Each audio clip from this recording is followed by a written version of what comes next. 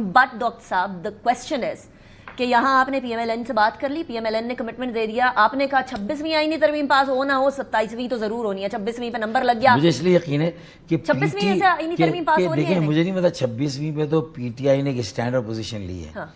लेकिन इसकी मुखालफत पीटीआई ने अब तक नहीं। पीटीआई की तरफ से आपके इस वाले 27वीं आईनी तरमीम के हवाले से कोई इंदिया दिया गया कि हम सपोर्ट करेंगे? पीटीआई हमेशा हमारी इस बात को सुनकर मुस्कुराते और नजरें झुका लेते हैं, तो वो पहले इस वक्त जिस कैफियत में सूरत हाल से दोचार है वो समझते हैं कि थोड़ा सा वो उससे निकलेंगे तो ज्यादा। So no comments from them at this point. As such, no comments, but it is their baby.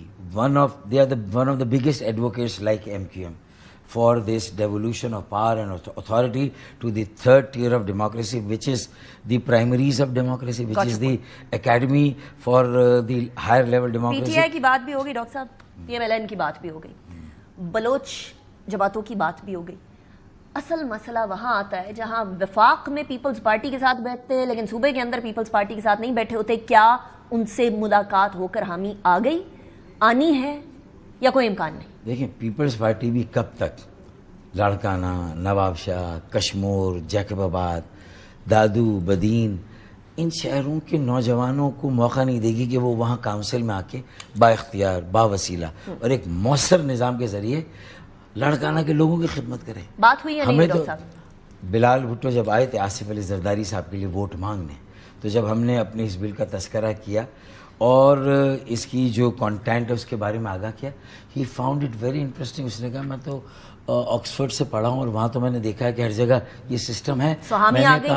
मैंने उनको उनकी वालदा का वास्ता दिया, अगर COD चार्टर ऑफ डेमोक्रेसी में जो जुडिशियल रिफॉर्म्स उनकी वालदा की लेगेसी जिसको आज कैरी कर रहे हैं अपनी वालदा की, तो कमाल असफर साहब जब सिंध के गवर्नर थे तो उन्होंने एक मुसवदा तैयार किया था डिस्ट्रिक्ट गवर्नमेंट्स का, तो पहला विजन तो जुल्फकार अली भुट्टो शहीद और मोहतरमा बेनज़ीर भुट्टो शहीद। आपने बड़े दलाइल दिए डॉक्टर साहब, मेरे पास वो मुसवदा है, आपने वो हिस्टोरिकल दलाइल दिए। मैंने बिलाल भुट्टो साहब को ये रेफरेंस दिया तो वो भी चौंक गए। आपने दलाइल दे दिए, हिस्टोरिकल रेफरेंसेस दे दिए, मेरे पास अभी इस बात का जवाब नहीं आया कि पीपल्स पार्टी जिंदा होती तो यकीन माने पीपल्स पार्टी ने हामी भरी है नहीं भरी डॉक्टर साहब? पीपल्स पार्टी से हमारी बातचीत बाकायदा नहीं हुई है इस मसले कब हो रही है? लेकिन बिलाल भुट्टो साहब आए थे तो हमने सारी बातें रखी। कल कोई मुलाकात हो रही है? प्रिंसिपली एग्री किया कि ये बिल्कुल सही बात है। कल पीपल्स पार्टी से कोई मुलाकात कल हो रही है मुलाकात, उनका एक वफ्द आ रहा है, सिंध हाउस गवर्नर NXC जो है वहाँ पर, और शहरी रहमान साहब होंगे, डॉक्टर आसिम होंगे और शायद नवीद कमर साहब होंगे,